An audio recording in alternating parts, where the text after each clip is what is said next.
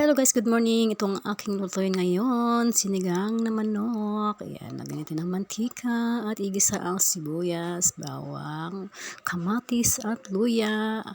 At ilalagay na natin ang chicken. Ayan, halo-haloin at lalagyan natin ng tubig. Ayan.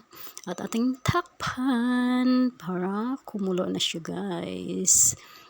Ayan. Wait lang sandali at yan, tumulo na siya guys. At takpan natin konti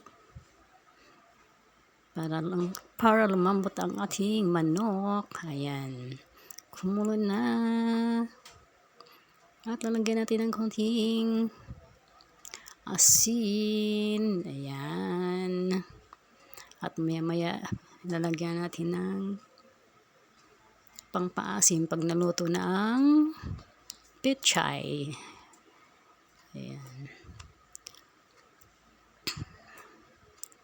So yummy, may sabaw.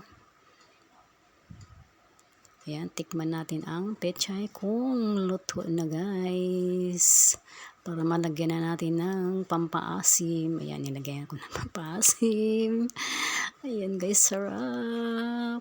Ulam sa tanghali. Ayan guys, thank you for watching. Yummy, yummy. Bye-bye.